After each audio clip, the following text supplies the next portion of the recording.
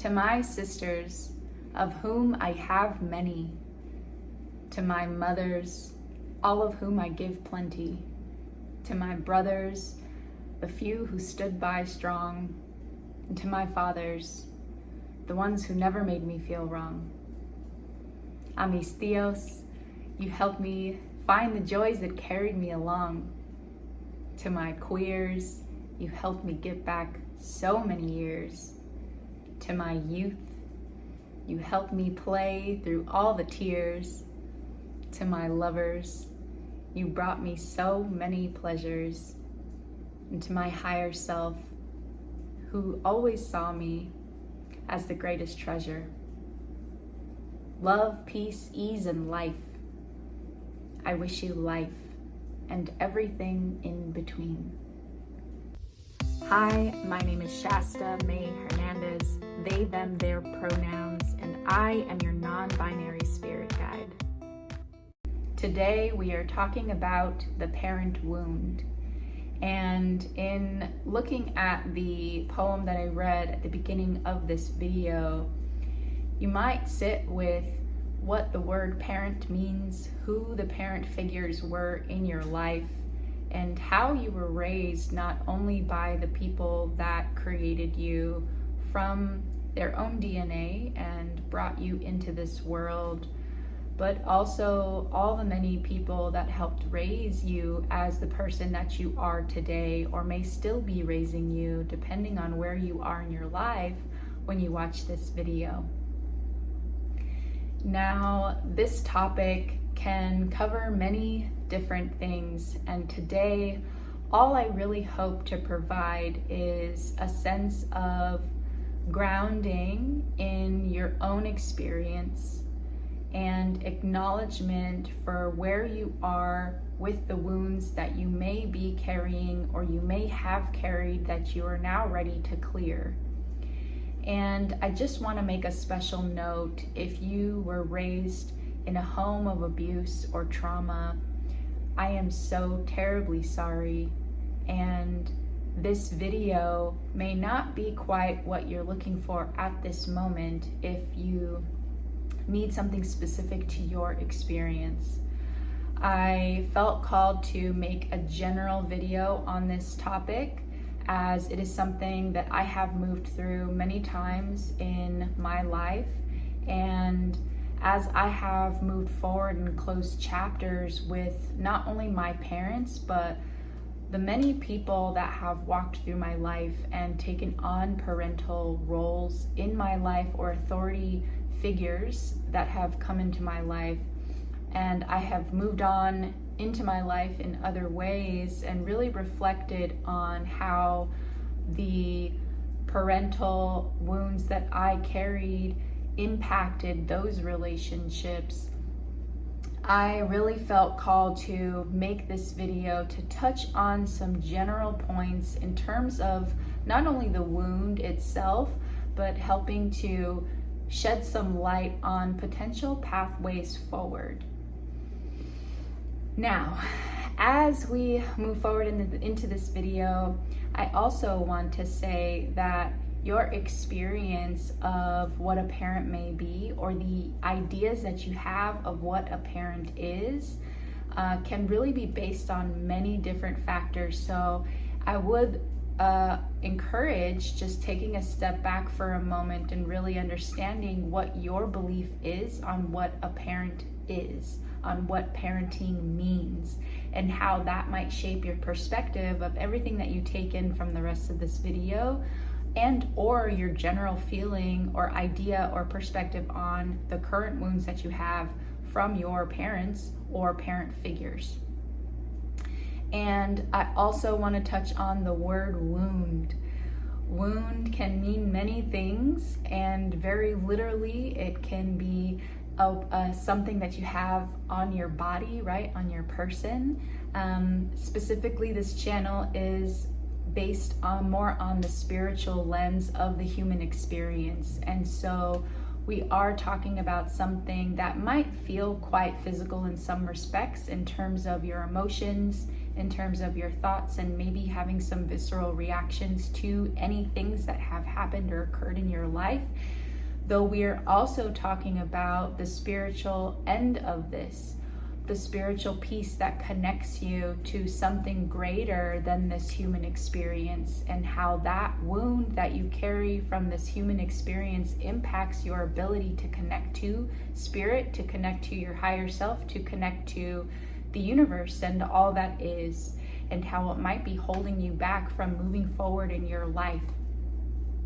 And so again, just taking a moment to sit and reflect on your own personal perspective on what the parent word or wound might mean, and the word wounding might mean itself.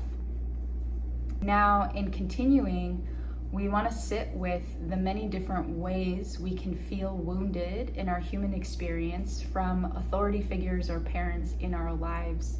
It can come in many different forms, and I'm not going to touch on all of those specifically.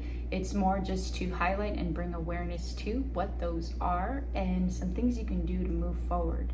So in some respects, you may be wounded in terms of abuse and trauma, which I've already mentioned before.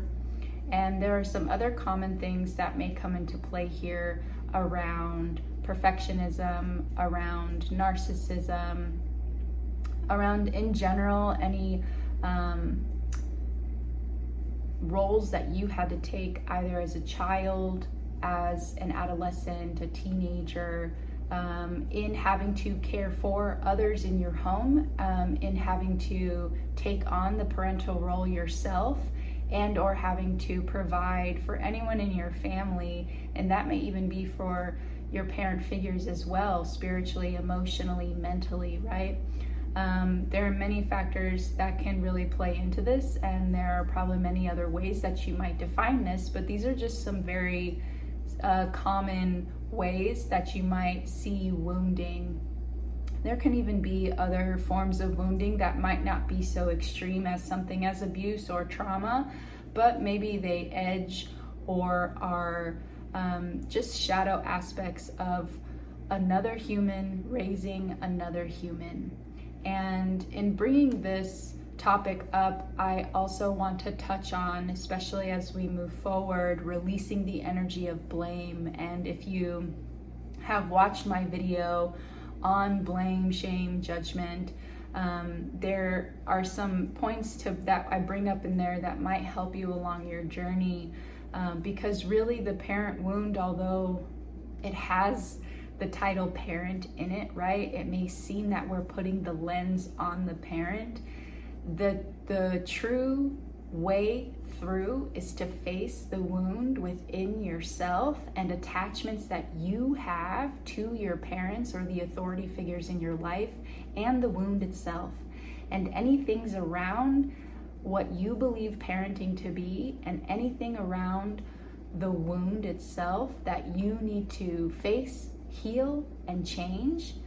Those are all your responsibility to now do. And that might be a hard pill to swallow, and something that might take time, effort, a lot of care, patience, understanding, maybe some conversations, and gosh, so many other things depending on who you are and what you need.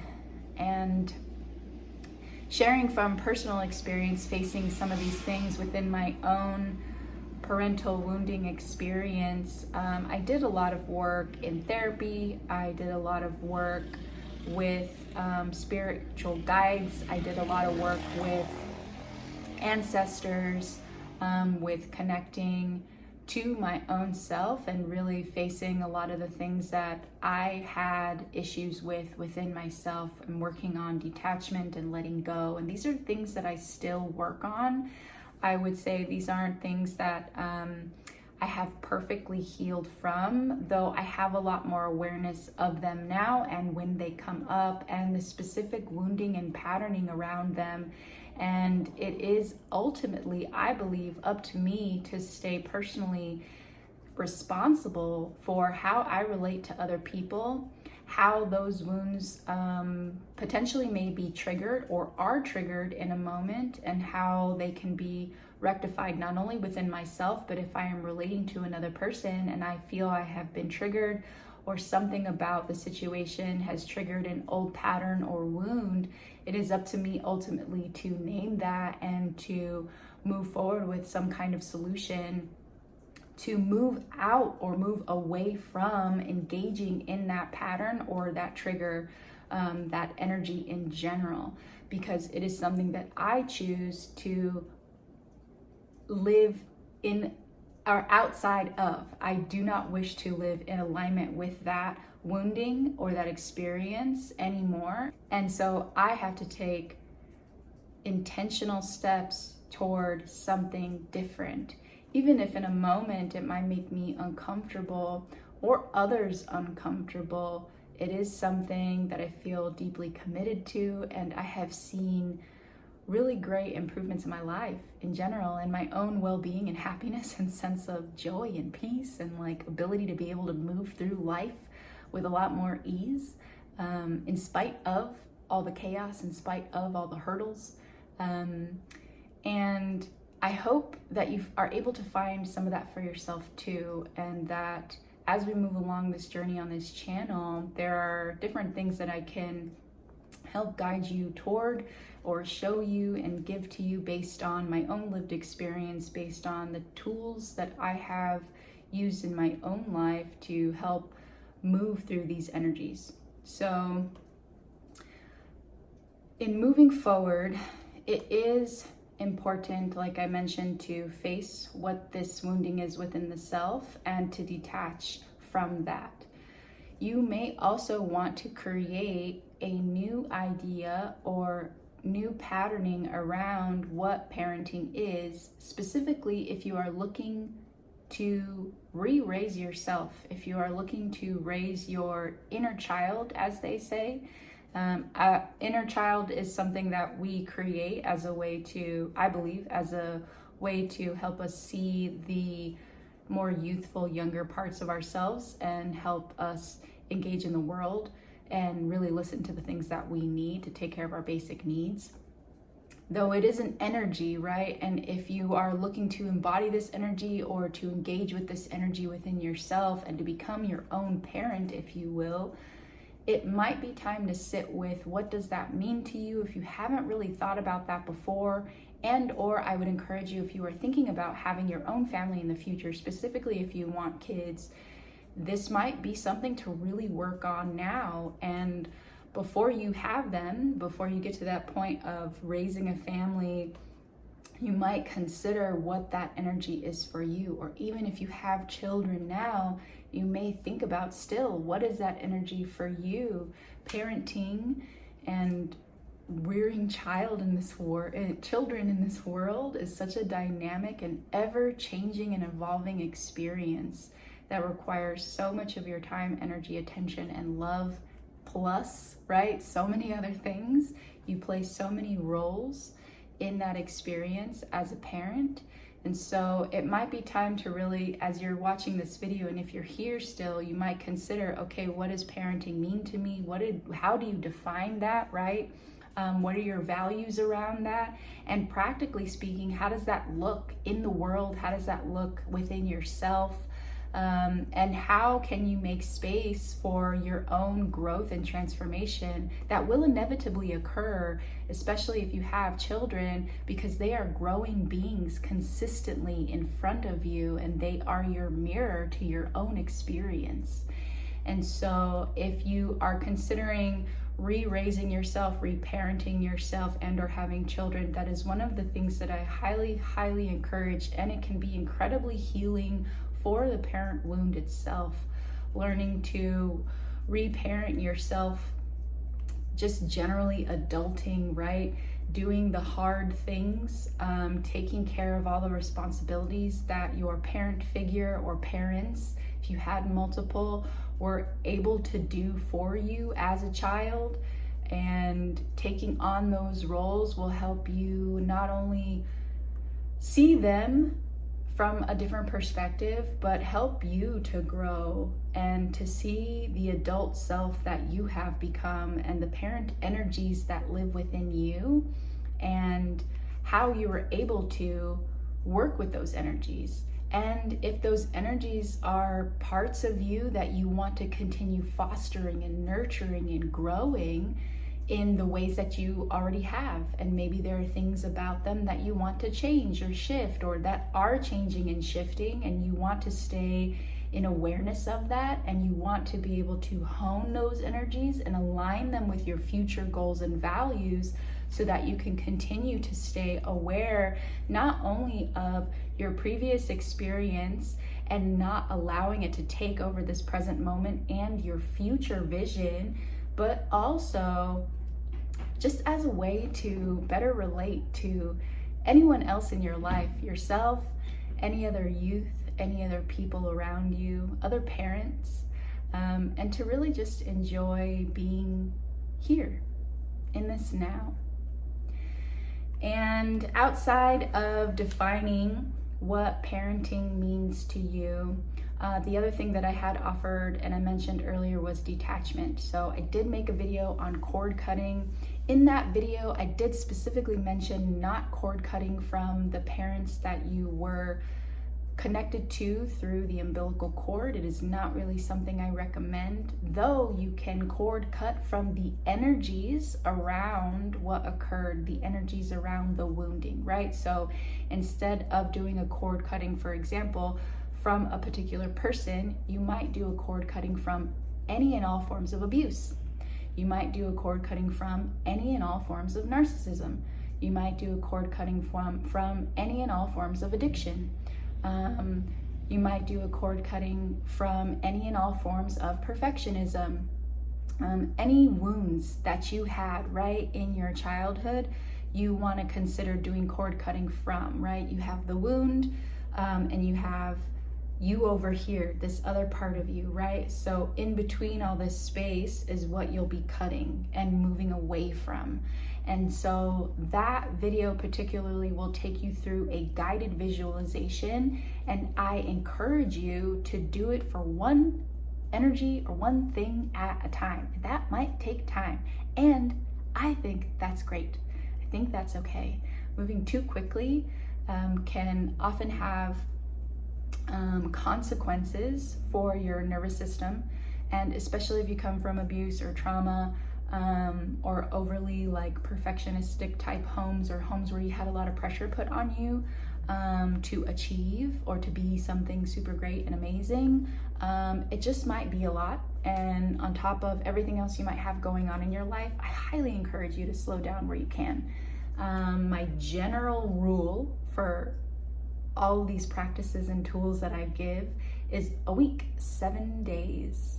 You might think of it like a Sunday to Sunday kind of experience, and really working the energy on one day, doing the visualization, and then living your life for the next 7 days, letting the energy come and go, observing how you have been impacted by the practice, or just simply by becoming aware of the experience that you're moving through, and the very real moments that you're having of acknowledging not only your past, but that you're no longer going to allow it to affect you moving forward, and that you are choosing to change and to become something different than how you were raised, or than how that experience or that person or the energy affected you, is quite powerful just to be in observance with. And this, I would say, is a practice in mindfulness. So you do the visualization, and then you take a mindful week, meaning observing, watching, just noticing yourself without judgment, and just allowing yourself to move through your life and allow the energies to fall away, allowing the change to occur on its own, because it will, because that's what you asked for. And I believe you are a great creator. You are totally in control of your own experience in this universe, and what you ask for consciously or subconsciously, you will receive. And so if this is something that you wish and desire for, then you shall have it. And I encourage you to move as slowly as you feel. 7 days is a number that I have played with many times over many, many years. And it is something that I find is just slow enough for somebody like me who also values growth. And it's something that I work with often. Though sometimes I will even do like a 30-day kind of period just to go even slower. So again, follow your intuition and the timeline that works for you. Now, I also want to mention, outside of creating awareness and detaching, you want to think about different things if you are reparenting yourself and or reparenting with your actual children. This is a perfect and wonderful time to invite play. And I highly, highly encourage you to allow my playful energy to shine through here to inspire anything that sparks that playful joy within you. Do it. Take a moment. You know, one of the things that I very first started with was simply coloring. As a child, I loved to color. It's relatively inexpensive and I can take it pretty much anywhere with me. It was light and easy to travel with. And I liked it. It was fun. I like color.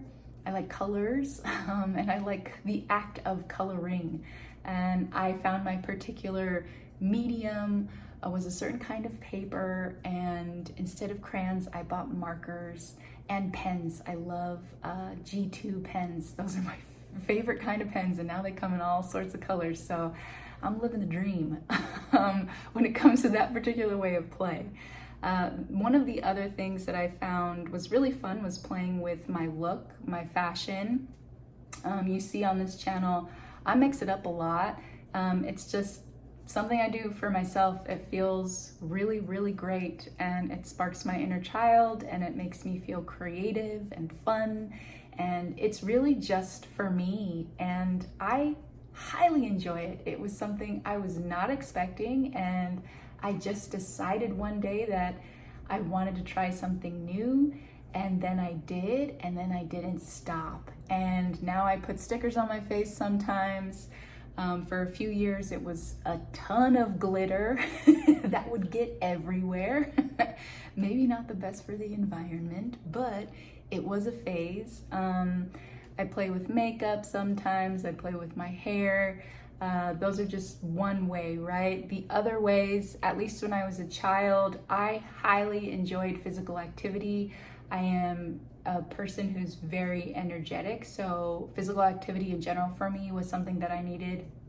But in terms of sparking the inner child, you know, you might think of things that you did as a kid that brought you joy, and maybe try those out, or try new activities that might bring you joy, and really sitting with the energy of like, hey, you know, inner child, did you enjoy that? Did you have fun? And kind of observing yourself in the experience in some moments without really taking yourself fully away, right?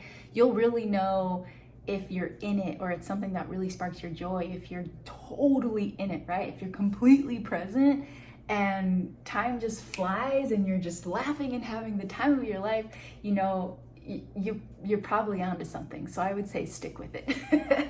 But this is one of the most healing, I would say, and fun, exciting things about reparenting is the exploration, is following the curiosity, right? And this, I will say, you know, there is a certain amount of privilege that comes with this. Not everyone might be able to do this, you know? And one of the most touching experiences I had years ago actually was in a grocery store, and a man was being yelled at as he was walking toward the exit to steal something, and something just told me to go over and talk to him.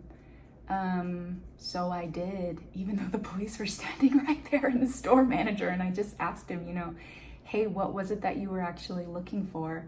I'll buy it for you. And he turned toward me and he looked at me, and I swear in that moment I saw his inner child. And he just said, you know, I would really like a notebook and a box of crayons because I want to color. And I was like, done. Do you want a snack? So I bought him some chips and candy and a soda. And you know, I don't know everything that he was going through, but I bought those things for him. And as I was driving away, I saw him, you know, sitting on the street, just coloring. And I just thought, you know, maybe that was just all he wanted to do as a kid, you know. Maybe just with his parents or a brother or sister or sibling or somebody that he loved, or a friend, you know.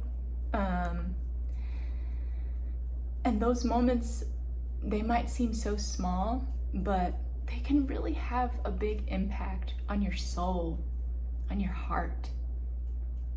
And I find they can be a way to give you inspiration to keep going on your own, not only healing journey, but life journey. It can make things more interesting and fun, and especially trying new activities, it can be a way to meet more people in the world who are interested in things that you are. So I hope that you will engage in a bit of play no matter where you are in the parenting journey. And we're gonna close the video with that today. And I hope that you find some solace in some of the information that I have provided and are able to find ways to move forward that are unique to you. And I'm gonna go ahead and close with just a bit of spoken word here. And if you'd like to connect further, check the description box below for all of the links. I offer private one-on-one guidance as well as tarot and soul map readings. So check those out below. And I will read this spoken word a bit, and I will see you in the next video. Some things are meant to be left a mystery. Some things were never meant to be discovered. Some doors were meant to close or remain closed, and just because they are there doesn't mean that all are a gateway to your story. You make choices. Those choices lead to a certain place. Maybe you live out that experience to its completion. Maybe you close the door, take the lessons, and move on. And maybe that's all life is. A series of choices. A choose your own adventure. Did any of you read any of those books as a kid? The choose your own adventure books? I loved those ones. See you.